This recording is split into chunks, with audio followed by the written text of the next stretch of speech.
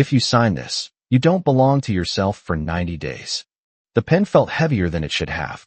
My fingers trembled, not from fear, but from the quiet realization that this was the only choice left. The hospital bill sat folded in my bag. Numbers I couldn't outrun, numbers that meant my sister wouldn't get the treatment she needed unless I did something desperate. And this was desperate. I stared at the contract again. 90 days. A legal marriage. No questions. No exit until the time was up. It sounded unreal, like something out of a story I would never choose to read. But reality didn't ask what I preferred. It only asked what I was willing to sacrifice.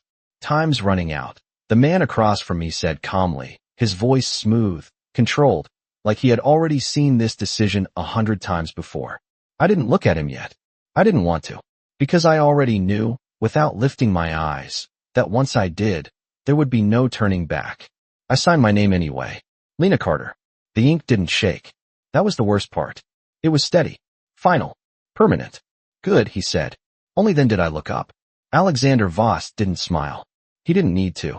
Everything about him spoke without words. The tailored black suit. The stillness in the room around him. The way the air seemed to shift, like even silence respected him.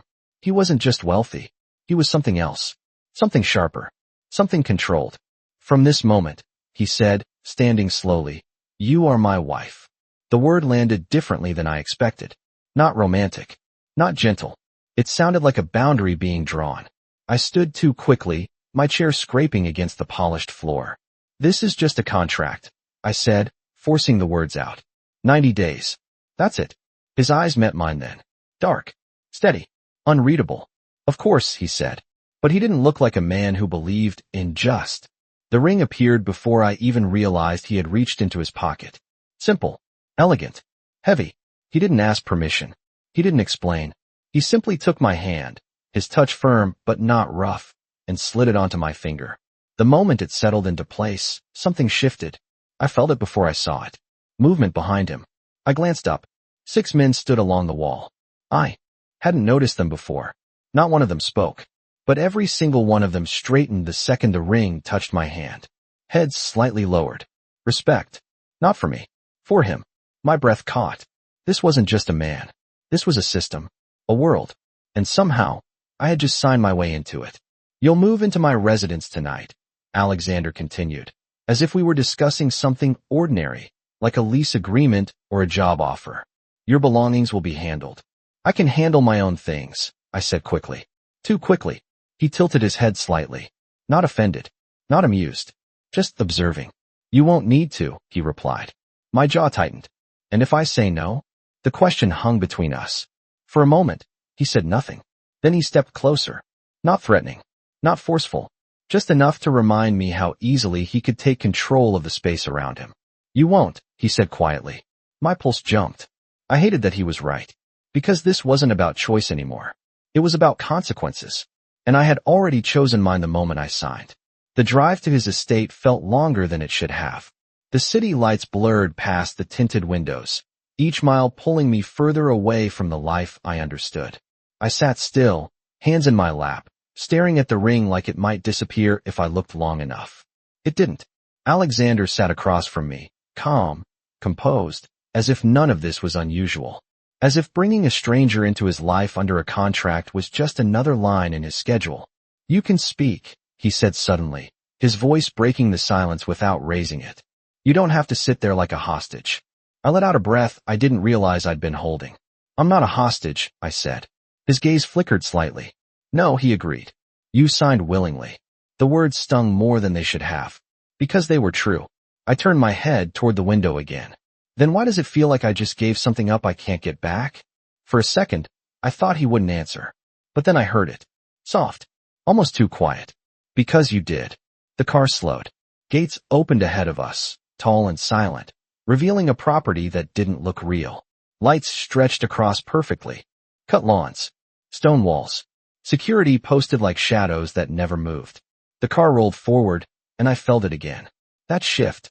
That invisible line between two worlds. The one I came from, and the one I had just entered. 90 days, I whispered to myself, gripping my hands together. Just 90 days. But as the gates closed behind us, sealing the outside world away, something deep in my chest tightened. Because nothing about this felt temporary. And the way Alexander Voss looked at me wasn't like someone counting down the days. It was like he had already decided I wasn't leaving. Rule number 1. He said without looking at me. Do not mistake silence for weakness. The car door opened before I could respond, and the cool night air brushed against my skin like a warning I did not fully understand. I stepped out slowly, my shoes touching stone that felt too clean, too perfect, like even the ground here followed orders. The house rose in front of me, not just large but deliberate, every window lit with quiet precision, every shadow placed exactly where it belonged. This was not a home.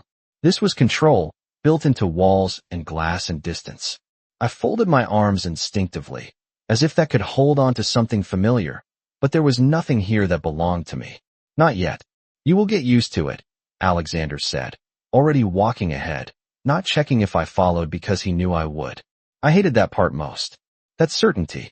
I forced my feet to move anyway, stepping inside as the doors opened before we even reached them. Someone had been waiting. Of course they had. The interior was quieter than I expected. No music. No noise. Just the soft echo of footsteps and the distant hum of something mechanical, like the house itself was breathing. A woman approached from the hallway, her posture straight, her expression calm but not cold. Mr. Voss, she said. Then her eyes shifted to me, taking in everything in one glance that felt more thorough than any introduction. Mrs. Voss. The title hit me harder this time. Not because of him. Because of her. Because she said it like it was already true. I opened my mouth to correct her, but Alexander spoke first. Prepare the east wing, he said simply. She will stay there. Not with him. Not near him. Something in my chest loosened, just slightly. Of course, the woman replied. My name is Evelyn. If you need anything, you ask me. I nodded, unsure what to say, unsure what I was allowed to say. Allowed. The word slipped into my thoughts before I could stop it. I followed her down a long hallway, my footsteps quieter now, not because I wanted them to be, but because the space demanded it. Everything here demanded something. The room she showed me was larger than my entire apartment. Floor-to-ceiling windows. A bed that looked untouched. A closet already filled with clothes that were not mine. I turned slowly, my stomach tightening. I did not ask for this, I said. Evelyn paused near the door. You were not expected to, she replied gently, then left before I could say anything else. The door closed with a soft click that sounded louder than it should have. I stood there for a long moment, staring at everything that had been prepared for me. Clothes in my size. Shoes I would never buy. Jewelry that felt too heavy just to look at. He had planned this. Not just the contract. Not just the marriage. Me. I walked to the window, pressing my hand lightly against the glass. The city stretched in the distance, far enough to feel unreal, like something I used to belong to. I thought about my sister. About the hospital room. About the way she smiled, even when she knew things were not okay. This was for her. I repeated it in my head like a promise I could not break. 90 days. Just survive 90 days. A soft knock interrupted the silence. I turned, expecting Evelyn, but it was him. Alexander did not wait for permission. He stepped inside, his presence filling the room without effort. I straightened instinctively, hating that my body reacted before my mind did. You should rest, he said. It has been a long day. I let out a small breath. You say that like this is normal. His gaze held mine, steady as always. It is not normal, he said. It is necessary. The word lingered between us. Necessary. For what? I crossed my arms again. You keep saying things like that, but you are not explaining anything. He stepped closer, not enough to crowd me, but enough to remind me that distance here was something he controlled. You agreed not to ask questions, he said quietly. My jaw tightened. And you agreed to let me walk away after 90 days. His eyes did not change, but something shifted behind them. Something quieter. I keep my agreements, he said. I searched his face, looking for doubt, for hesitation, for anything that felt human and uncertain. I did not find it. Good, I said, even though my voice came out softer than I intended. He nodded once, then turned slightly toward the door before pausing. There are rules, he added. 3 of them. I felt my stomach drop just a little. Of course there are. You do not leave the property without my permission, he said. You do not speak about this arrangement to anyone outside this house. And you do not put yourself in situations where I cannot protect you. I blinked. Protect me from what? He looked at me again, and for the first time since I met him, there was something in his expression that felt almost real. Not cold. Not distant. Something closer to warning. From consequences you are not prepared to face, he said. Silence followed. I exhaled slowly. And if I break one of your rules? His voice did not rise. It did not need to. Then I fixed the situation, he said. That was not an answer. Not really. But it was enough to make my pulse quicken. I turned away from him, walking back toward the window, needing space even if it did not really exist here. You keep talking like everything is under your control, I said. Like nothing surprises you. A quiet step behind me. Then his voice, closer now. Very little does. I swallowed. And me? I asked before I could stop myself. Am I part of your plan too? The room felt smaller suddenly, like the air had shifted again. I did not turn around. I was not sure I wanted to see his face when he answered. A second passed. Then another. You were not supposed to be, he said. I turned then, surprised. He was watching me in that same steady way, but something had changed. Just enough to notice. But now? I asked. His gaze dropped briefly to my hand, to the ring that still felt unfamiliar, then back to my eyes. Now, he said quietly, you are? The only part one cannot predict. My breath caught. That was not what I expected him to say. Not from someone like him. Not from someone who seemed to control everything. He turned toward the door again, stopping just long enough to add, get some rest, Lena. Tomorrow, you start learning how to live in my world. The door closed behind him, leaving me alone again in a place that did not feel like mine. I looked down at the ring, turning it slowly with my thumb, trying to understand what I had just stepped into. 90 days. That was what I told myself. But for the first time, I wondered if time was the only thing I was losing. Power is not loud, Evelyn said the next morning, her voice calm as she adjusted the sleeve of my blazer. It is noticed without asking. I stood still while she worked, resisting the urge to step back, to reclaim even an inch of space that still felt like mine. The clothes fit perfectly. Of course they did. Everything here was precise, measured, intentional. Even me. I can dress myself, I said, softer than I intended. She met my eyes in the mirror, not offended, not surprised. I know, she replied. But today is not about comfort. It is about presentation. I frowned slightly. Presentation for who? She paused just long enough for the silence to answer before she did. For his world. My stomach tightened. His world. Not ours. Not mine. His.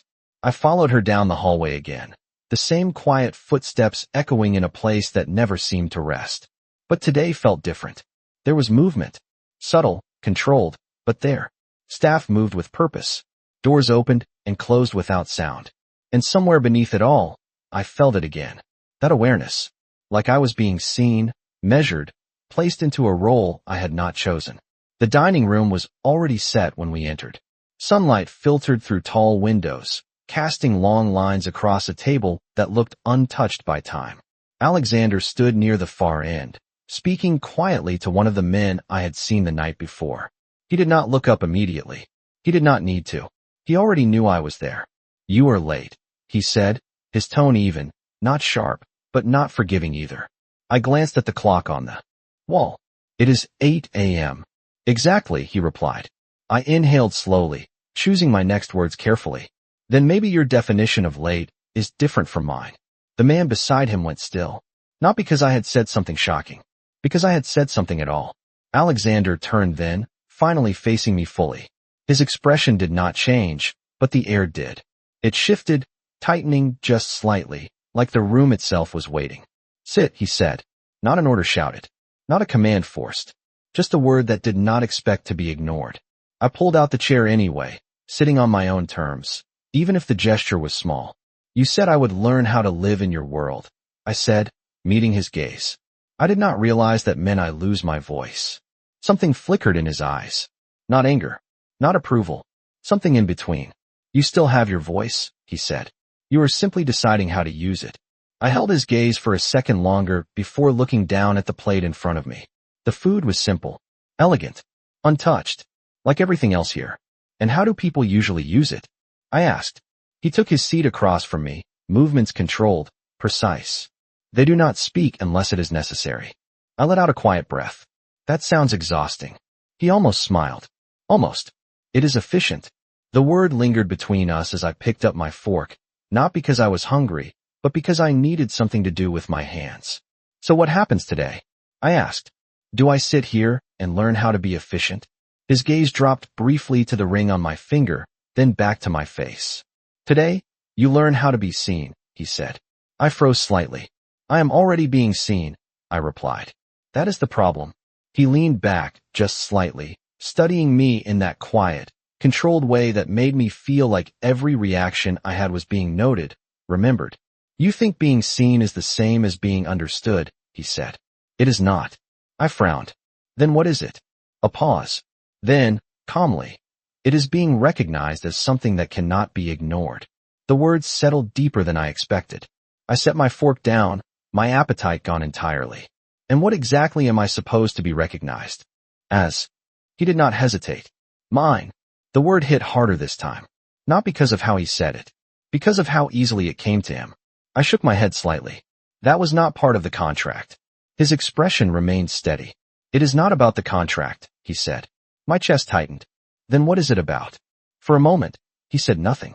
Then he stood, the quiet scrape of his chair against the floor echoing more than it should have. Finish your breakfast, he said. We leave in 30 minutes. I blinked. Leave? You said I could not leave the property.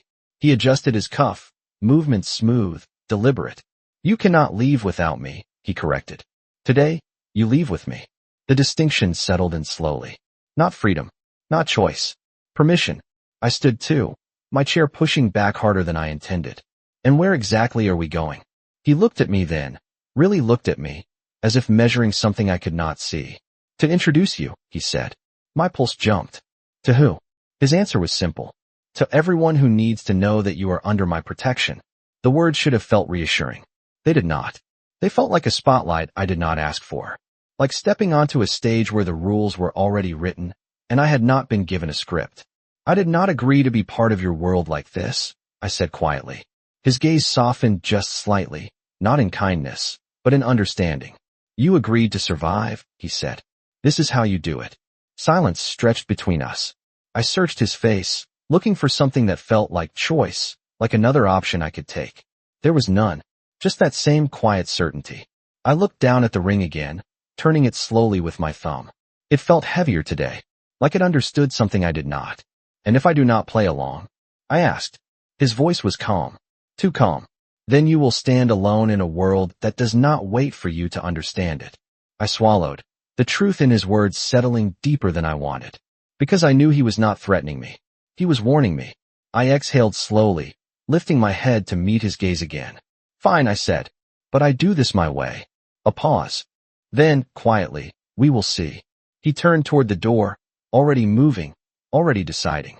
I followed a second later, my steps steady even if my thoughts were not. Because something inside me had shifted. Just slightly. I was still in his world. Still under his rules. But for the first time, I realized something he might not have expected. I was not just learning how to survive it. I was learning how to change it. Do not look down, he said as the car slowed, his voice low but absolute. People notice hesitation before they notice fear. I kept my chin level, even though my fingers curled slightly against the fabric of my coat, grounding myself in something real as the city rose around us again. Taller now, sharper, like it had changed while I was gone. Or maybe I had. The car stopped in front of a building that did not try to impress. It did not need to. Glass and steel, clean lines, quiet confidence. The kind of place that did not announce power because it expected you to recognize it. A man opened my door before I could reach for the handle, his nod brief, respectful, but not to me. Not yet. I stepped out anyway, my heels steady against the pavement, refusing to let the moment swallow me whole. Alexander was already beside me, not touching, but close enough that I could feel the shift in attention around us. Heads turned. Conversations paused. Not loudly, not obviously, but enough. Stay with me, he said quietly, not looking at me, already moving forward. I matched his pace, step for step, refusing to trail behind like an afterthought. Inside, the air felt cooler, sharper, like even temperature was controlled here. People moved in precise lines, voices low, eyes quick. And then they saw him. Everything changed. Subtle, but immediate. Posture straightened. Conversations softened. Eyes followed. This was not just recognition. This was awareness. And then, slowly, that awareness turned to me. It was not loud. No one whispered. No one pointed. But I felt it. The shift. The question. Who is she? I lifted my shoulders just slightly, holding myself taller, letting the silence work for me instead of against me. Alexander stopped near the center of the room, turning just enough so I stood beside him, not behind him. That detail did not go unnoticed. Mr. Voss. Someone said, stepping forward, a man in his 40s, polished, careful, the kind of person who chose his words before speaking them. We were not expecting you today. Now you are, Alexander replied simply. The man's eyes flickered to me, just for a second. Enough. And this is, he asked. The question hung there, polite, but loaded. I felt it. This was the moment. Not the contract. Not the ring. This. How I would be defined in a room that did not belong to me. Alexander did not hesitate. My wife, he said. The word landed differently here. It carried weight. Authority. Finality. The man's expression shifted instantly, not surprised, but recalculating. Of course, he said, offering a small nod, this time directed at me. Welcome. I held his gaze, just long enough to acknowledge, not long enough to invite. Thank you, I said, my voice steady, even though my pulse had not slowed since we walked in. More people approached after that. Not all at once. One by one. Each interaction brief. Controlled. Measured. Names I would not remember. Faces I would not trust. But every single one of them looked at me differently after hearing his words. Not because of me. Because of him. Because of what it meant to stand beside him and not be moved away. I stayed quiet when it mattered. Spoke when it counted. Watched everything. Learned faster than I thought I could. And through it all, I felt it. That invisible line shifting again. I was not just being seen anymore. I was being placed. Assigned value. Assigned risk. Assigned importance. After what felt like hours but could not have been more than 30 minutes, Alexander leaned slightly closer, his voice low enough that only I could hear. You are doing better than expected, he said. I almost laughed. Almost. You had expectations? I asked quietly. I always do. I turned my head just enough to meet his eyes. And I am exceeding them. A pause. Then, softly. You are complicating them. That should not have made my chest tighten. But it did. Before I could respond, another voice cut in, smoother, slower, carrying a different kind of confidence. So this is the reason for the sudden appearance. I turned slightly, and for the first time since we arrived, something in the room shifted in a way I could not immediately understand. The man approaching was younger, maybe early 30s, dressed just as precisely, but his presence felt different. Less controlled. More intentional. His gaze moved from Alexander to me. Not rushed, not hesitant, just observant in a way that felt sharper than the others. I was wondering when you would make it official, he continued, stopping just a few feet away.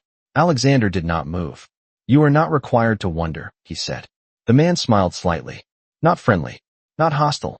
Just aware. And yet, here I am. His eyes returned to me. You did not choose someone predictable. The comment was directed at Alexander, but it landed on me. I lifted my chin slightly. Maybe I did not choose him at all, I said before I could stop myself. Silence. Not loud. Not dramatic.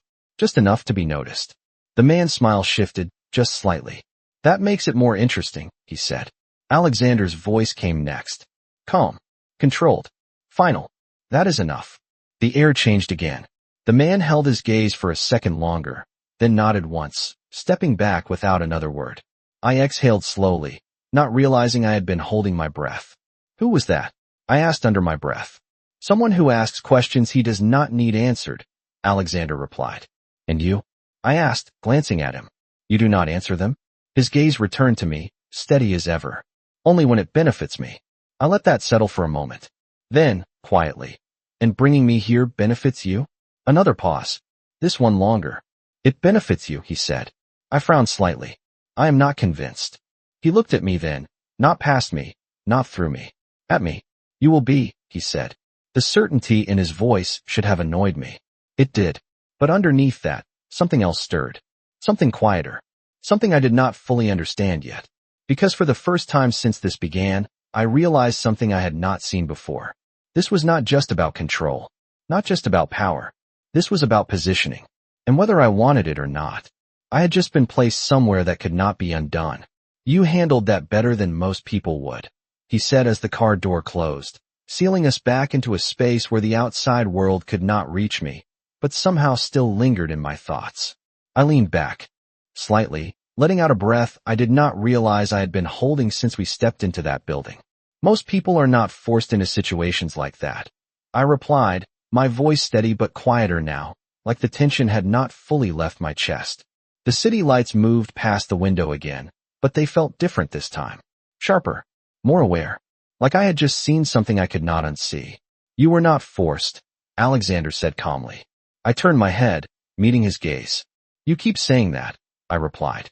But you also made sure I did not have another option. He did not deny it. He never did. Options are a matter of perspective, he said. I almost smiled at that. Almost. That sounds like something someone in control would say. His eyes held mine for a second longer than usual.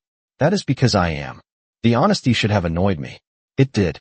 But it also made something else settle in my mind. At least he did not pretend. The car slowed as we approached the estate again, the gates opening without question, without delay, like even barriers here understood their purpose. I stepped out before anyone could reach for the door, my movements quicker this time, more certain, even if the ground still did not feel like mine. Inside, the house was quieter again. Controlled. Predictable. But I was not the same person walking through it anymore. Evelyn appeared as if she had been waiting, her eyes scanning me in a way that felt different now. Not just observing. Assessing.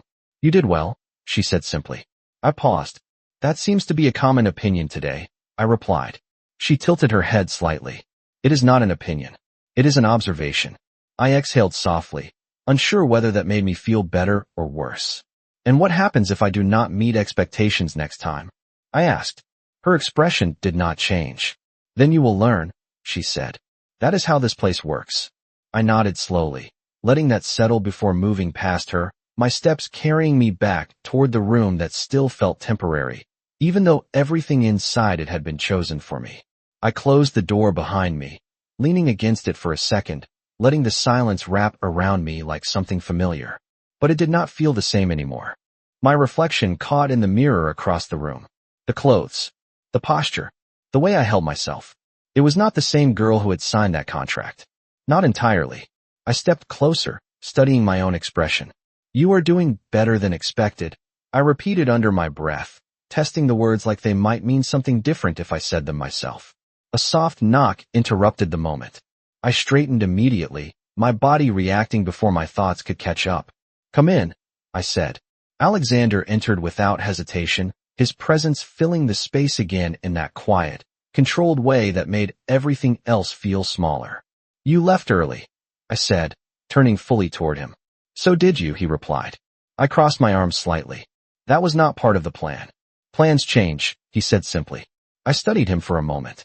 Because of me? A pause. Then, calmly, partially, the words settled somewhere deeper than I expected. I did not know if I liked that. You said this was about survival, I continued. But today did not feel like that. He stepped closer, not enough to invade, but enough to shift the air between us again. That is because you are starting to understand something important, he said. Which is? I asked. His gaze held mine, steady, unflinching. Survival in my world is not about hiding, he said. It is about being placed where no one can ignore you. I frowned slightly. That sounds more dangerous than hiding. It is, he replied. I let out a quiet breath. Then why put me there? For a moment, he said nothing. Then his eyes moved briefly to the window, to the world beyond it, before returning to me. Because the moment you signed that contract, he said, you were already visible. My chest tightened. To who? I asked. His voice did not change. To people who pay attention to things like this. I swallowed slowly. So this was not just about you. It never was, he said. Silence followed, heavier this time, filled with things I did not fully understand yet, but could feel pressing against the edges of my thoughts. And the man from earlier? I asked carefully. The one who seemed interested. His expression did not change, but something in his eyes sharpened just slightly. He notices patterns, Alexander said. And you disrupted one. I let that sink in. So now I am a problem? His gaze softened just enough to notice. Now you are a variable, he corrected. I almost laughed, but it came out as a quiet breath instead. That does not sound better. It is not meant to, he said. I turned away slightly, walking toward the window again, needing space to think, to process, to understand what I had stepped into. You said 90 days, I said quietly. But nothing about this feels temporary. He did not answer immediately. When he did, his voice was softer than before. Time is not what makes something temporary, he said. I turned back, meeting his eyes. Then what does? A pause. Then, simply, choice. The word hung in the air between us, heavier than anything he had said before. I looked down at the ring again, turning it slowly, feeling the weight of it in a way I had not before. And if I choose to leave when this is over? I asked. His gaze did not waver. Then you leave, he said. I searched his face, looking for something that felt like hesitation, like doubt, like anything that suggested this was not as simple as he made it sound. I did not find it, but I did notice something else, something quieter, something that had not been there before. And if I do not? I asked before I could stop myself. The room felt smaller suddenly, like the walls had moved just slightly closer. He stepped toward me, closing the distance in a way that was not threatening, but not accidental either. Then it will not be because of the contract, he said quietly. My breath caught, just for a second. Not because of fear, because of something else. Something I did not have a name for yet. I looked away first, my fingers tightening slightly around the edge of the window frame. You are very sure of yourself? I said. I have to be, he replied. I nodded slowly, letting that settle. Then, quietly, I am not. For the first time since I met him, his expression changed. Not dramatically, not obviously, but enough. You will be, he said. And somehow, that felt less like a command and more like a promise. The moment you hesitate, Evelyn said the next morning, her voice calm but precise, someone else decides who you are. I stood still. As she adjusted the collar of my coat, her movements efficient, practiced, like she had done this for years, shaping people into something sharper than they arrived. And if I do not want someone else deciding that? I asked quietly. She met my eyes in the mirror, her expression steady. Then you decide first, she replied. The answer stayed with me longer than I expected. I walked out of the room on my own this time. No hesitation in my steps, no pause at the door. The hallway felt different. Not because it had changed, because I had. Staff still moved the same way. Quiet. Controlled. But now I noticed more. The way conversation stopped half a second earlier when I passed. The way eyes followed, not openly, but enough. Not curiosity. Awareness. I reached the main living area and stopped. Alexander was already there, standing near the window, the morning light cutting across his profile in sharp lines. He did not turn immediately. He did not need to. You are early, he said. I crossed the room, slower this time, deliberate. Or maybe I am just learning your definition of late, I replied. A small pause. Then he turned. His gaze moved over me once, quick but thorough, like he was confirming something he had already predicted. You are adapting, he said. It was not a compliment. It was an observation. You sound surprised, I said. I am not surprised, he replied. I am adjusting expectations. I stopped a few feet away from him, folding my arms slightly. That sounds like the same thing. It is not, he said. Surprise implies uncertainty. I do not deal in uncertainty. I tilted my head slightly. Then what do you call me? The question slipped out before I could filter it. For a moment, he did not answer. Then, calmly, an exception. The words settled in the air between us, heavier than it should have been. I exhaled slowly, looking away for a second before meeting his eyes again. That does not sound stable. It is not meant to be, he said. Silence followed, but it did not feel empty. It felt like something building, something neither of us was fully addressing yet. Where are we going today? I asked, shifting the moment before it became something else entirely. He reached for his watch, adjusting it slightly. You are not leaving the estate today. I frowned. That is a change. It is a necessity, he replied. Because of yesterday? I asked. His gaze sharpened just slightly. Because of what yesterday started, he corrected. My chest tightened. You keep saying things like that, I said. But you are not explaining what it means. He stepped closer, not enough to corner me, but enough to make the distance feel intentional. It means people are paying attention, he said. I let out a quiet breath. They were already paying attention. Not like this, he replied. I studied his face, trying to read something beneath the control, beneath the precision. And what happens when people pay attention to the wrong things? I asked. His voice dropped just slightly.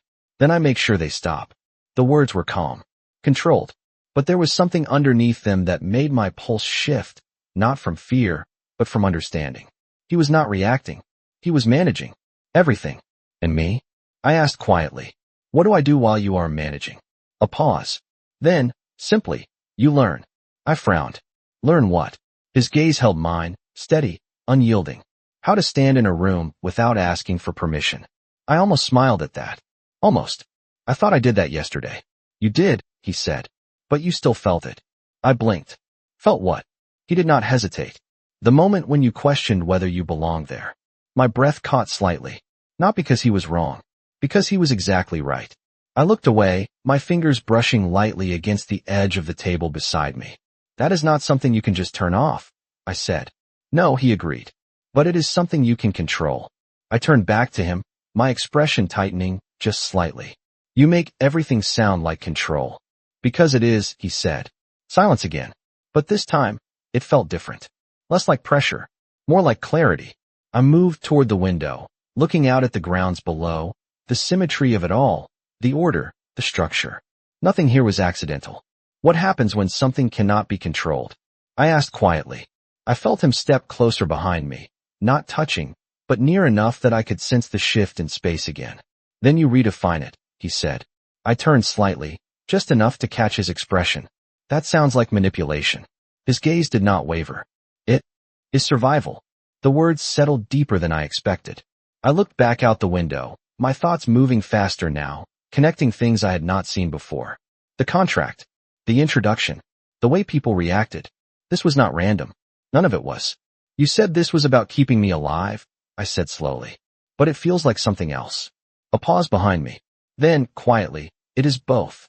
I turned fully then, facing him. Then tell me the part you are not saying. For a moment, he said nothing. Then his eyes moved to my hand, to the ring, then back to me. You are not just being protected, he said. My chest tightened. Then what am I? His voice was steady. You are being positioned. The word hit harder than anything else he had said. Positioned. Not hidden. Not shielded. Placed. I shook my head slightly. That is not what I agreed to. It is what you need, he replied. I took a step back, creating space, even if it was small. You do not get to decide that. His expression did not change, but something in his eyes softened just slightly. I already did, he said. The certainty should have frustrated me. It did. But underneath that, something else stirred. Because part of me understood what he was saying, even if I did not want to accept it yet. I looked down at the ring again, turning it slowly, feeling its weight in a way that felt different now. And if I refused to be positioned? I asked. His voice came softer this time. Then you will still be seen, he said. I looked up, and that is worse. A pause. Then, simply, it is unprotected. The word lingered between us, heavier than anything before it. I exhaled slowly, my thoughts settling into something clearer, sharper. This was not about choice the way I thought it was. Not anymore. It was about understanding the rules before they understood me. I lifted my chin slightly, meeting his gaze again. Then teach me properly, I said. Something shifted in his expression. Not surprise. Not approval. Something quieter. I am, he said.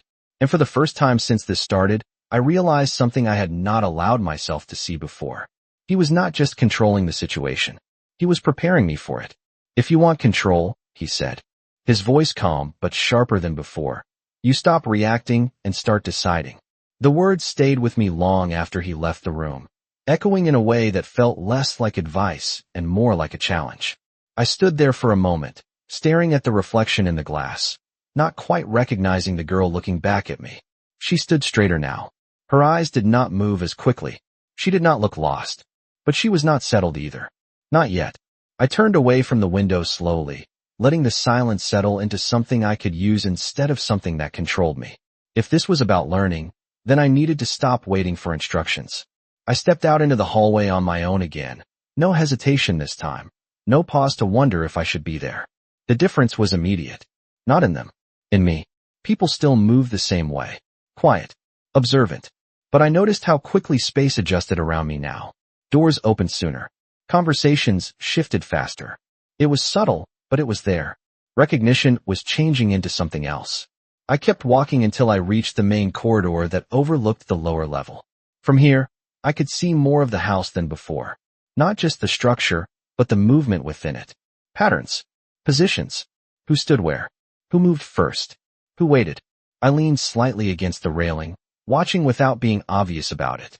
Observation without presence. A voice said behind me, is still presence. I did not turn immediately. I knew that voice now. Controlled. Measured.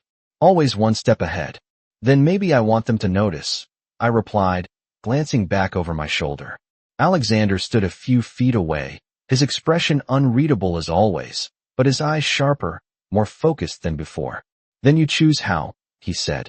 I turned fully this time, resting my hand lightly against the railing. And how would you do it? I asked. He stepped closer, not rushed, not slow, just deliberate. You do not move first, he said. You let them adjust to you. I frowned slightly. That sounds like waiting. It is not waiting, he replied. It is control of timing. The distinction settled into place slowly. I looked back out over the space below, watching again, but differently this time. Not just observing. Measuring. I straightened slightly, shifting my weight. Just enough to change my presence without moving location. It was small. Almost nothing. But I saw it. A guard below adjusted his stance. A staff member altered her path by half a step. Tiny reactions. But real. You see it, Alexander said quietly. I did not look at him. They are reacting, I said. Because you stopped reacting first, he replied. I let out a slow breath. So this is what you meant by control. Part of it, he said. I turned then, facing him again. And the rest. A pause. Then, simply, knowing when not to use it. That felt more complicated than the rest. I studied him for a moment, trying to understand how someone could move through the world like this, always aware, always precise. You make it sound easy, I said. It is not, he replied. It is practiced. Silence followed, but it did not feel uncomfortable. It felt steady, like something had shifted again, but this time, it was not just the world around me. It was how I stood in it. Then what do I practice next? I asked. His gaze moved briefly to my hand, to the ring, then back to my eyes. Authority, he said. I raised an eyebrow slightly. I thought that was yours. It is, he replied. Until it is also recognized as yours. That made my chest tighten slightly. That sounds like something people do not give easily. They do not, he said. Which is why you do not ask for it. I tilted my head. Then how do you get it? His answer came without hesitation. You hold it long enough that they stop questioning it. The idea felt simple.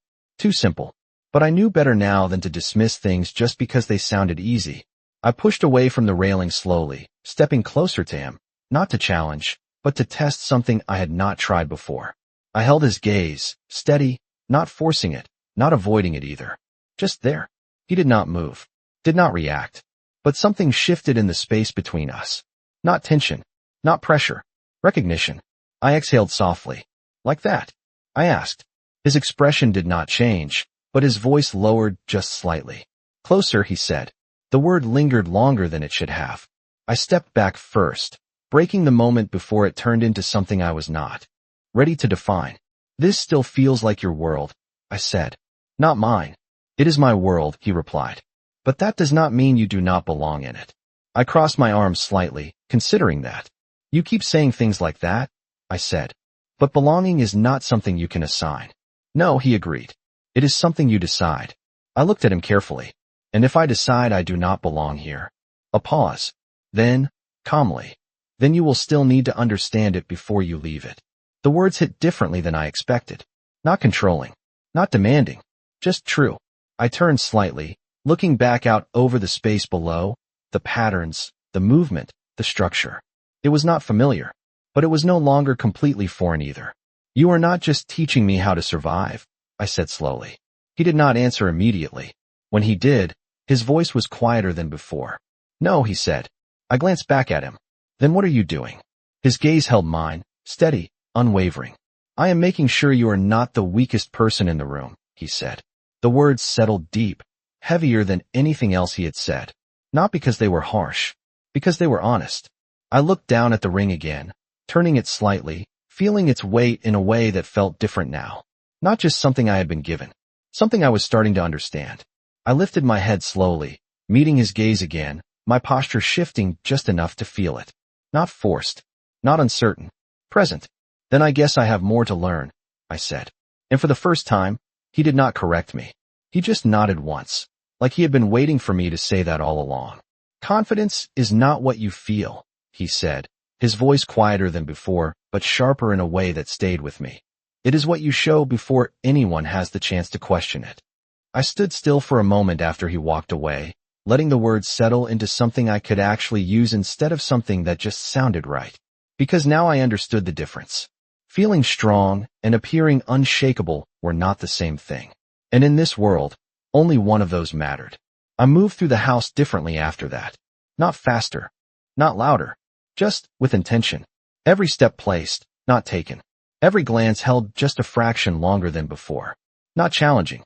Not inviting. Just enough to remind anyone watching that I was not uncertain. And they were watching. I felt it more clearly now. The way conversations lowered as I passed. The way people adjusted their positions before I reached them, not after. It was subtle, but it was there. I stopped near the entrance hall, where the space opened wide and light poured in through tall windows, cutting sharp lines across the marble floor. This was a place meant to be seen, which meant it was a place to test what I had learned. I did not move immediately. I stood there, still, letting the space settle around me instead of stepping into it too quickly. A staff member approached from the side, carrying a tray, her steps precise, her gaze lowered just enough to be respectful without appearing afraid. She slowed slightly as she neared me, adjusting her path without fully stopping. A small shift, but intentional. I did not look at her directly. Not right away. I let her come closer, let the moment stretch just long enough to feel it. Then I turned my head, meeting her eyes calmly. "Good morning," I said, my voice even, not raised, not softened. Just steady. She paused fully this time, offering a small nod. "Good morning, ma'am." The title still felt unfamiliar, but I did not react to it. That was the point. I nodded once in return, then looked away first, dismissing the interaction without making it abrupt. She continued on, but her posture had changed. Straighter, more aware. I exhaled slowly, not because I was nervous, but because I realized something. This was working. Not perfectly, not completely, but enough. "You are starting to understand timing." His voice came from behind me, calm as always, but with something else underneath it. Not approval. Recognition. I did not turn immediately. "You make it sound like I am late to the lesson," I replied. "You are exactly on time," he said. I turned then, facing him, studying the way he watched everything without appearing to focus on anything. "Then what is next?" I asked. He stepped closer, stopping just within that distance he always controlled so carefully. "Pressure," he said. The words settled heavier than the rest. "That does not sound like a lesson," I replied. "It is not," he said.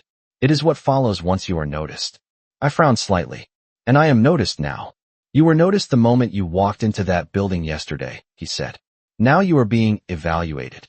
The distinction made my chest tighten slightly. "By who?" I asked. His gaze held mine, steady, unreadable. "People who do not ask permission to decide your value." I looked away for a second, letting that settle. "And what happens if they decide I have none?" His voice did not change.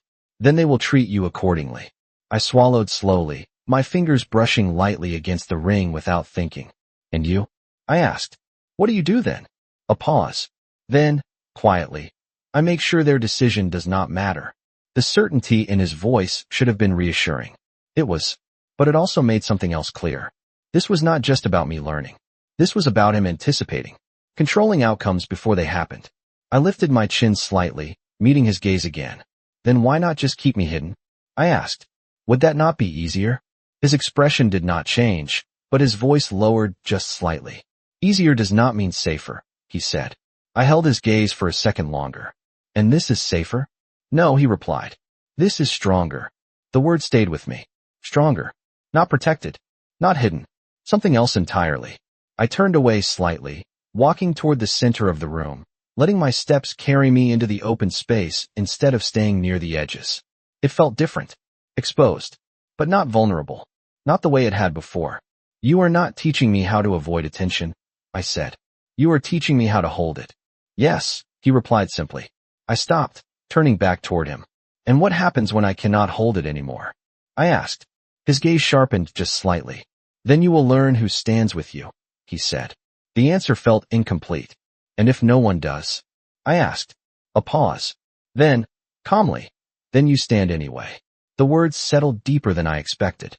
I looked down at the ring again, turning it slowly, feeling its weight in a way that no longer felt unfamiliar. Not entirely. You talk like standing alone is normal, I said. It is, he replied. Silence followed. But it did not feel empty. It felt like something shifting again, something I could not fully name yet, but could feel forming just beneath the surface. I looked back up at him, my posture adjusting without thought, my shoulders settling into something steadier, something more deliberate. Then I guess I need to stop thinking like I am alone, I said. His expression changed slightly. Not much, but enough. That would be a start, he said. I held his gaze, not challenging, not avoiding, just present in a way that felt different from before. And what would be the next step? I asked. A pause. Then, quietly, understanding why you are not. The words lingered longer than anything else he had said. I felt it then. Not fear. Not uncertainty. Something else. Something that felt like the beginning of clarity. Because for the first time since this started, I was not just reacting to the world around me. I was starting to see where I stood in it. And more importantly, why? The moment you understand why you are here, he said quietly, his voice cutting through the silence like something deliberate, is the moment everything changes. I did not answer right away. I could not. Because for the first time since this started, I realized I had been asking the wrong question. It was never just why he brought me here. It was why he needed me to be seen. I stood in the center of the room a little longer, letting that thought settle into something sharper, something harder to ignore. Then I moved. Not because I had to. Because I chose to. The house felt different again, but this time, it was not just awareness. It was tension. Subtle. Controlled. But present. Conversations stopped just a second too quickly. Movements adjusted just a fraction too early. Something had shifted overnight, and I was no longer outside of it. I walked down the corridor without slowing, my steps even, my posture steady, not looking for reactions, but noticing every single one anyway. A guard near the far end straightened before I reached him. A staff member stepped aside, without waiting for me to pass. Small things, but they added up. I stopped near the main staircase, resting my hand lightly against the railing, not leaning, not hesitating, just present. You feel it. His voice came from behind me. Calm as always, but quieter now, more focused. I did not turn immediately. Something changed, I said. Yes, he replied. I glanced back over my shoulder. Because of me? A pause. Then, simply, because of what you represent. That made my chest tighten slightly. I turned fully this time, meeting his gaze. You keep saying things like that, I said. But you still have not told me what that actually is. He stepped closer, his movements controlled, deliberate, like every step had already been decided before it happened. You represent a decision, he said. One that was not expected. I frowned slightly. That still does not explain anything. His eyes held mine, steady, unflinching. It means I changed something, he said. The words landed heavier than I expected. Not because of what he said, because of what it implied. And people noticed, I said slowly. They always do, he replied. Silence followed, but it was not empty. It was filled with something I was only starting to understand. This was not just about me learning how to stand in his world. This was about him shifting it. And that made me part of something much bigger than I agreed to. Then tell me what I am standing in, I said quietly. He studied me for a moment, like he was deciding how much I was ready to hear. Then, finally, you are standing in a structure that depends on predictability, he said. And you are not predictable. I let out a slow breath. That sounds like a problem. It is, he said. For them. I tilted my head slightly. And for you. A pause. Then, calmly, for me, it is a calculation. I almost smiled at that. Almost. Everything is a calculation for you, I said. Everything that matters, he corrected. I turned away slightly, walking a few steps toward the staircase, my fingers brushing lightly against the railing again, grounding myself in something physical while my thoughts moved faster than I was used to. So where do I fit into that calculation? I asked. His answer came without hesitation. You are the variable I chose. The word stopped me. Not physically, but enough. I turned back, my expression tightening just slightly. Chose, I repeated. Not needed. His gaze did not shift. Needed is temporary, he said. Chosen is intentional. That felt different. More permanent than I wanted it to be. I crossed my arms slightly, considering that. And what happens if your choice turns out to be wrong? I asked. His voice lowered just slightly. Then I correct it, he said. The certainty in his tone should have unsettled me. It did, but not in the way I expected. Because for the first time, I realized something else. He was not uncertain about me. He was uncertain about what I would become. I looked down at the ring again, turning it slowly, feeling its weight in a way that no longer felt foreign. Just significant. You said I am being evaluated, I said. By people who do not ask permission. Yes, he replied. I lifted my head. Then let them, I said. Something shifted in his expression. Not surprise. Not approval. Something sharper. More focused. You understand what that means? He asked. I held his gaze, steady now, not forcing it, not avoiding it. It means I stop waiting for this to feel safe, I said. And I start deciding how I am seen. Silence. But this time, it felt different. Not heavy. Not uncertain. Just clear. He stepped closer, stopping just within that distance he always controlled so carefully. And how will you decide that? He asked. I exhaled slowly, letting the answer settle before I spoke. By not letting them see me hesitate, I said. His eyes held mine for a second longer than usual. Good, he said quietly. The word was simple, but it carried something else. Something that felt like acknowledgement. Not of what I was, but of what I was becoming. I turned slightly, looking out across the open space again. The structure, the movement, the pattern of it all. It was no longer just something I observed. It was something I was inside of. You said I am not the weakest person in the room, I said. Not anymore, he replied. I nodded slowly. Then what am I now? A pause. Then, quietly, you are someone they have not decided how to handle yet. The words settled deep, sharper than anything before. Not safe, not stable, but powerful in a way I was only starting to understand. I looked down at the ring one last time, then back up, my posture shifting just slightly, enough to feel it. Not forced, not uncertain, present. Then I guess I should make that decision harder for them, I said. He did not smile. He did not need to. But something in his eyes changed, just enough to notice. You already are, he said. And for the first time, I believed him. The moment they cannot predict you, he said quietly, his voice steady but carrying something sharper beneath it, is the moment you stop being a target and start becoming a factor. I did not respond right away, because I felt it now. Not just the structure, not just the attention, the shift. It was no longer subtle. It was present in the way the house moved around me, in the way silence lasted half a second longer than it should, in the way people looked without looking. I walked forward without hesitation, down the staircase this time, not observing from above, not watching from a distance. Inside it, part of it, my steps were measured, not rushed, not cautious, just intentional. I did not rush to fill the space. I let it adjust to me, and it did. A conversation near the far wall paused just slightly as I passed. A man in a dark suit straightened, his posture shifting before I even reached his line of sight. Not dramatic, but real. I stopped near the center of the room again, not because I needed to, but because I chose to. That was the difference now. Choice, not reaction. I felt him before I saw him. That quiet shift in the air that followed him everywhere. You moved first, Alexander said behind me. I did not turn. No, I replied calmly. I chose when to move. A pause. Then, softer, good. I turned then, meeting his gaze, holding it without forcing it. You said they are evaluating me, I said. Then let them finish. His eyes narrowed just slightly, not in suspicion, but in focus.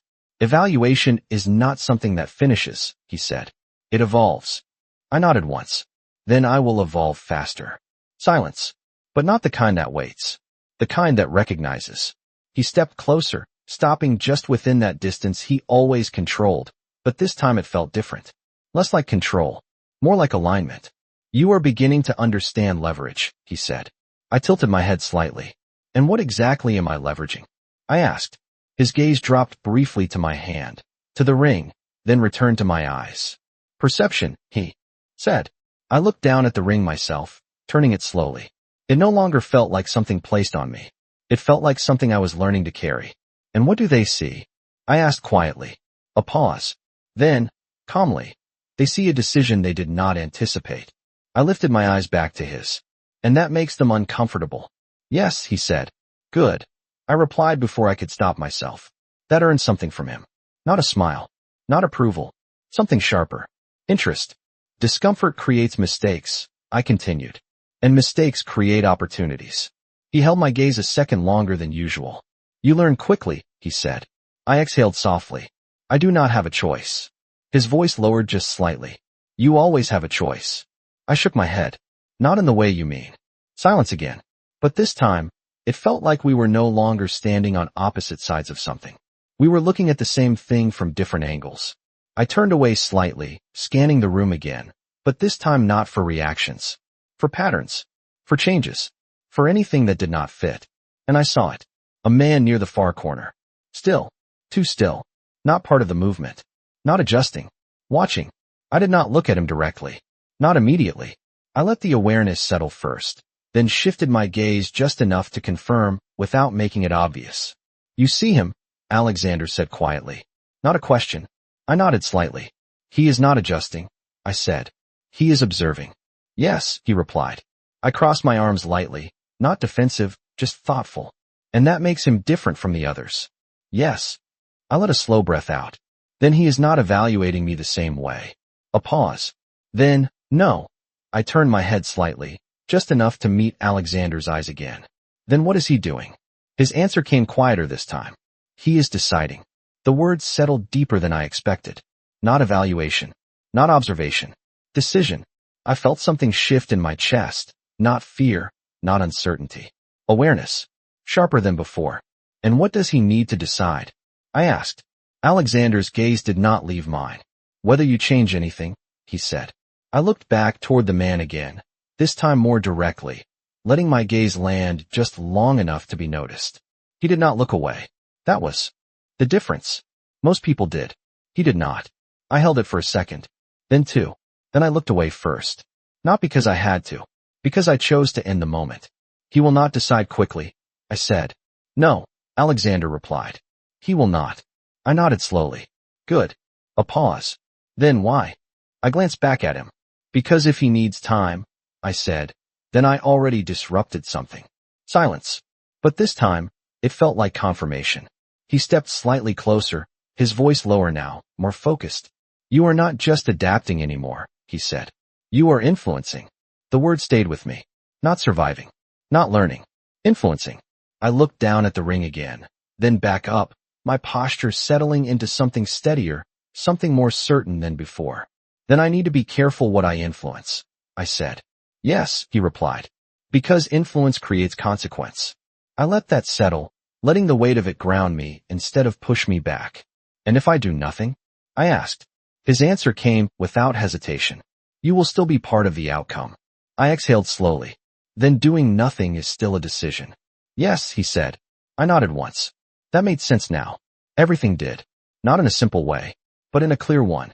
I turned slightly, stepping forward again, not waiting, not hesitating, just moving with intention, letting the space adjust, letting the world react instead of chasing it. And this time, I felt it immediately. The shift. Stronger. More defined. Not because of him. Because of me. They are watching you differently now, Alexander said behind me. I did not turn. I know, I replied. A pause. Then, quietly, and you? I asked. How are you watching me? Silence stretched for a second longer than usual. Then his voice came, lower than before, but clearer than anything he had said yet. I am no longer trying to predict you, he said. I stopped. Just slightly. Not enough to break the moment. Just enough to feel it. I turned slowly, meeting his gaze again, something shifting between us that neither of us fully explained. Then what are you doing? I asked. His answer came without hesitation. I am deciding if I should. The words lingered, heavier than anything else. Not control. Not strategy. Something else. Something that felt less certain. And for the first time since this began, I realized something I had not expected. I was not the only variable anymore. The moment someone stops trying to predict you, he said quietly, his voice steadier than before, but carrying something I had not heard from him until now. Is the moment they start reacting to you instead. I stood still for half a second longer than I needed to, letting that settle, because I felt it happening already. Not just around me. To him. That was the difference. I turned slowly, not rushing the movement, letting the space hold for just a second before I met his eyes again. And you do not like reacting? I said. It was not a question. His gaze held mine, unshaken, but something underneath it had shifted. Not uncertainty. Not hesitation. Awareness. No, he replied simply. I nodded once. Good, I said quietly. That earned something. Not visible. Not obvious. But real. He was watching me differently now. Not just measuring. Not just calculating. Adjusting. I turned away first, stepping forward again, not waiting for direction, not looking for it either. That was the point now. Movement without permission. Decision without hesitation. I crossed the room slowly, aware of every shift around me. Every glance that lasted just a fraction longer. Every conversation that paused before continuing again. It was no longer subtle. It was present. Defined. I stopped near the far side of the room, closer to where the man from before still stood. He had not moved much. That was the first thing I noticed. Not frozen. Not stiff. Just contained. Like everything he did was already decided before it happened. I did not approach him directly. I did not need to. I stepped into his line of sight instead, letting the moment form naturally instead of forcing it. His eyes met mine again. This time, I did not look away first. I held it. Not aggressively. Not challengingly. Just steady. Present. Enough to make the moment exist. You are learning faster than expected, his voice said, calm, smooth, but with an edge that felt sharper than anyone else in the room. I turned slightly, acknowledging him fully now. Or maybe I am just not as predictable as you assumed, I replied. A small shift in his expression. Not surprise. Recognition. That is not always an advantage, he said. It depends on who is deciding, I answered. Silence followed. Not uncomfortable. Not uncertain. Just measured. He studied me for a second longer. And who do you think is deciding right now? He asked. I tilted my head slightly, considering the question before answering. You think you are, I said. But you are still watching. His gaze sharpened, just slightly. Enough. Observation is part of decision, he said. Not when it delays it, I replied. The words came out calmer than I expected. Not defensive. Not sharp. Just clear. Something shifted in the space between us. Not tension. Not pressure. Something closer to alignment. He nodded once, slowly. You are not just a variable, he said. You are becoming a factor. I let that settle, not reacting immediately, not letting the weight of it show even though I felt it. That sounds like something that changes outcomes, I said. It does, he replied. I glanced slightly to the side, just enough to feel the room again, to notice how attention had shifted, how people were no longer just aware of me, but aware of the interaction itself. That mattered. Everything here mattered. I looked back at him. Then you should decide quickly, I said. Before someone else does. A pause. Longer this time. Then a small exhale, almost like acknowledgement. You assume I am the only one deciding, he said. You are not, I replied. Silence again. But this time, it felt different. Less like evaluation. More like conclusion forming. I stepped back first, not retreating, not disengaging, just ending the moment on my terms. That was the difference now. Ending things. Not waiting for them to end. I turned, walking back toward the center of the room, aware of the shift that followed, the subtle change in posture, in distance, in presence. It was no longer just him watching. It was everyone.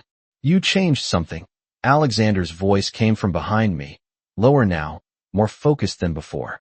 I did not turn immediately. I did not change it, I said. I revealed it. He stepped closer, stopping just behind me, not touching, but near enough to shift the space again. That is more dangerous, he said. I nodded slightly. Then it is more honest. A pause. Then, quietly, honesty is not always rewarded in this world. I turned then, meeting his gaze again, holding it steady. Neither is hesitation, I replied. Something shifted again. Not in the room. Between us. He studied me for a second longer than usual, like he was seeing something he had not planned for. You are no longer reacting to me, he said. No, I replied softly. I am not. Silence. But it did not feel like distance. It felt like something else. Something forming. something neither of us had defined yet. Then what are you doing? He asked. His voice was quieter now. Not controlled. Not detached. Just real. I exhaled slowly, letting the answer settle before I gave it. I am deciding what I become here, I said. The words stayed in the air longer than anything else had. Not because they were louder, because they were final. He did not respond immediately. For once. When he did, his voice was lower than before. And what have you decided? I held his gaze, steady, unshaken. That I am not here to survive your world, I said. I am here to change how it sees me. Silence. But this time, it was not empty. It was full of something neither of us could ignore anymore. He stepped closer, just enough to close the distance that had always been measured so carefully between us. Not invading. Not forcing. Just present. And what does it see now? He asked. I felt the weight of the room again, the attention, the shift, the awareness that had built since the moment I walked in. I did not look away. I did not hesitate. Someone it cannot define yet, I said. A pause. Then his voice, softer than I had ever heard it. And that makes you dangerous. I almost smiled.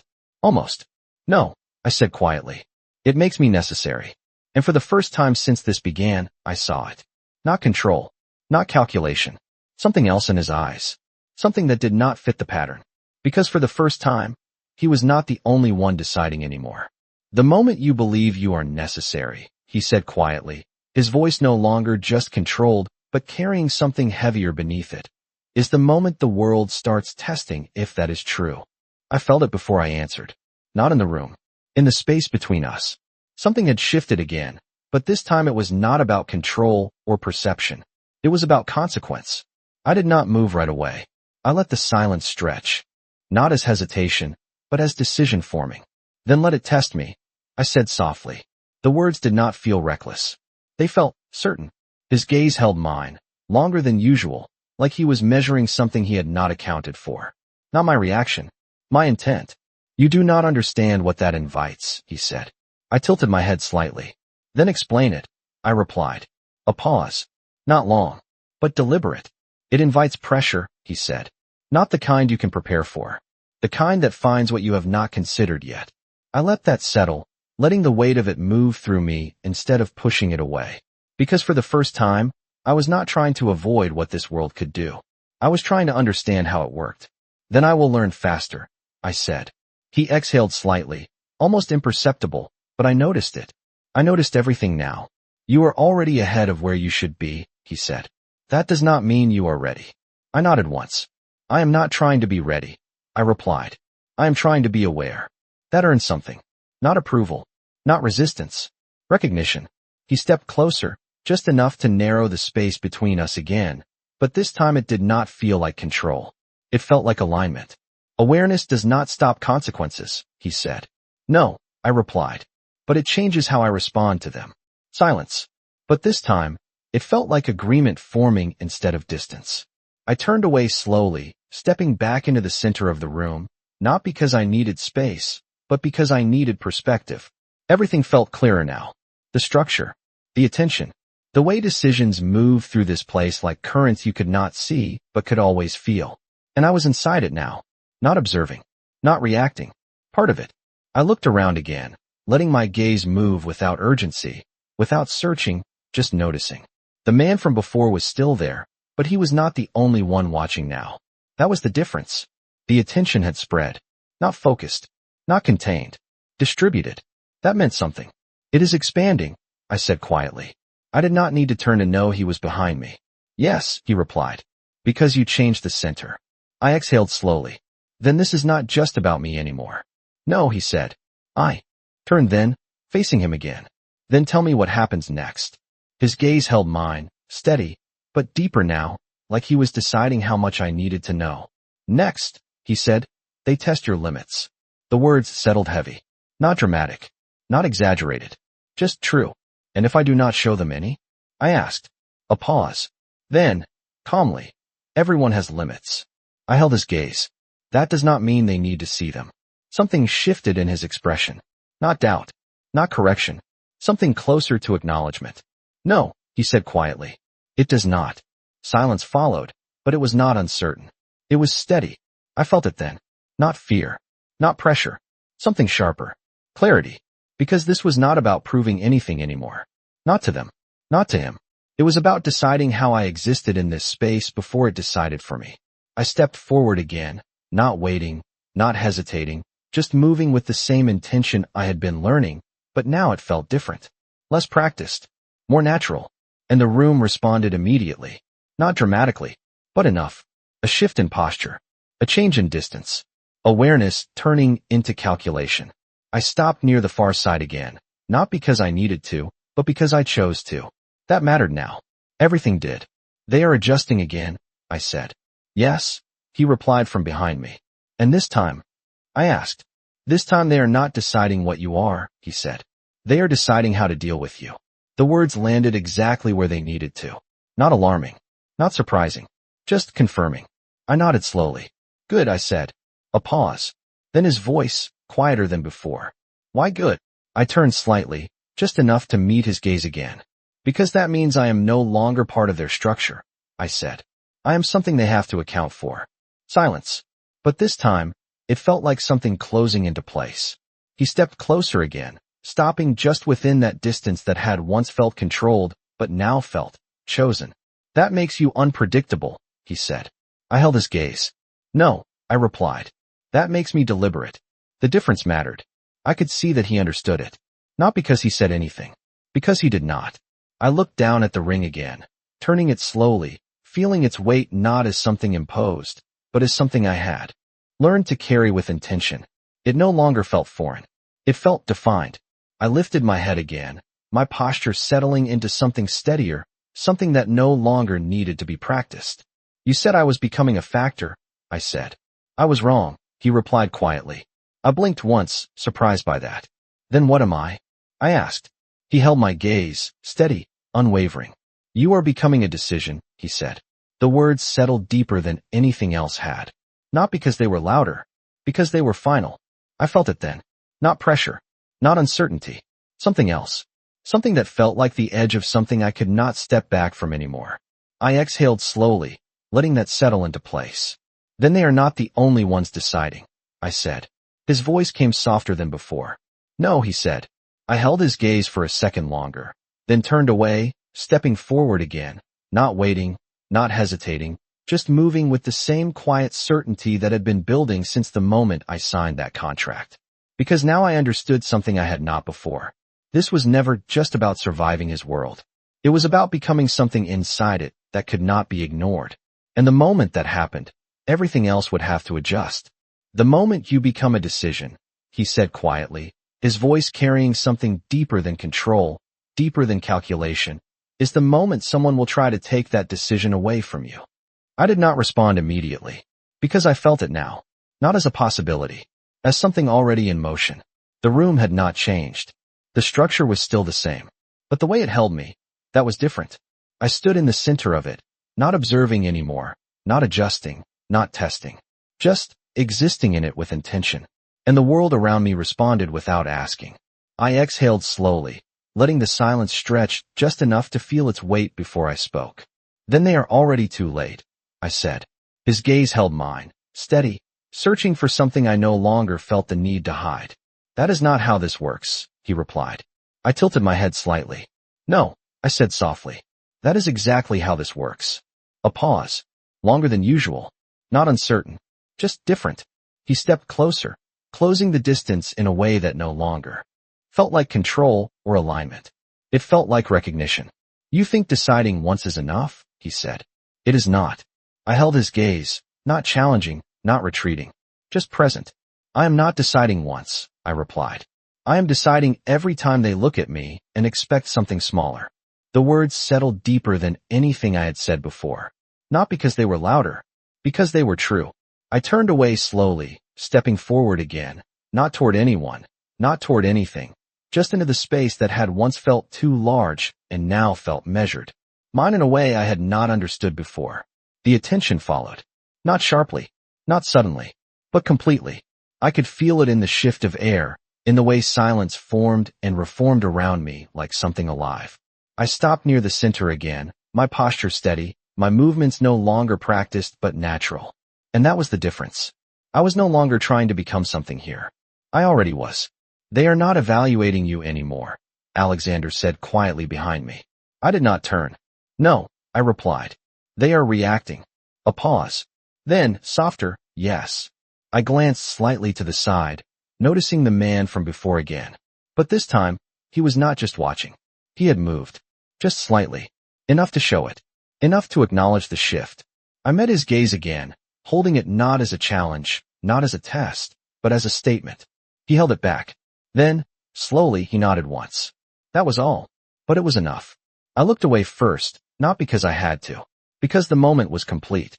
I turned back toward Alexander, my expression steady, my thoughts clearer than they had ever been since this began. You said they would test me, I said. They did. His eyes narrowed slightly. That was not a test, he said. That was an introduction. I almost smiled. Almost. Then I think they understand the answer, I replied. Silence followed, but it did not feel like waiting. It felt like something settling into place. Final. Defined. He stepped closer again, his voice lower now, more real than I had ever heard it. You changed the outcome, he said. I shook my head slightly. No, I replied. I changed their expectation. The distinction mattered. I could see that he knew it. I looked down at the ring again, turning it slowly, feeling its weight not as something given, not as something imposed, but as something chosen. Fully. Intentionally. I lifted my head, meeting his gaze again, my posture no longer shifting, no longer adjusting. Just there. You said this was about survival, I said quietly. It was, he replied. I held his eyes. Then it changed, I said. A pause. Then, softly, yes. The word lingered longer than anything else. Not because of what it meant. Because of what it admitted. I stepped closer this time, closing the space between us on my own terms, not crossing a boundary, but redefining where it existed. Then say it, I said. His gaze did not move. Say what this actually is. Silence. Not avoidance. Not hesitation. Just choice. And then, finally, his voice, quieter than ever, but clearer than anything before. This was never just about keeping you alive, he said. My breath slowed, not from surprise, but from recognition. I already knew that. I just needed to hear it. Then what was it? I asked. He looked at me like he was seeing something he had not planned for, something he had not calculated, something real. It was about making sure no one could remove you, he said. The words settled deep. Not protective, not controlling. Something else. Something that felt intentional. I nodded slowly, letting that truth settle into something I could carry. Then you should have told me that from the beginning, I said. A small pause. Then, quietly, you would not have believed me. I almost smiled again. This time, I did not stop it completely. You are probably right, I said. Silence followed, but it was not empty. It was full. Of everything that had changed. Of everything that could not go back. I turned slightly, looking out across the room one last time. The structure, the people, the patterns that had once felt impossible to understand and now felt clear. Not simple, but clear. I exhaled slowly, then looked back at him, my voice steady, certain, final. 90 days, I said. His expression did not change. Yes. I held his gaze. That is what the contract says. A pause. Then, quietly, yes. I nodded once. But this was never about time, I said. Silence. Then, softer, no, the truth settled between us, heavier than anything else. I looked down at the ring one last time, then back up, my posture unchanged, my presence no longer something I was trying to hold. It was something I had become. Then when the 90 days end, I said, my voice steady. That is when the real decision starts. He did not answer immediately, for once. And when he did, his voice carried something I had not heard from him before. Not control. Not certainty. Something closer to truth. No, he said quietly. I held his gaze, waiting. Not for permission. For honesty. A pause. Then, finally, it already has. And for the first time since this began, I realized something that changed everything. I was not counting down the days anymore. I was deciding what would happen when they were gone.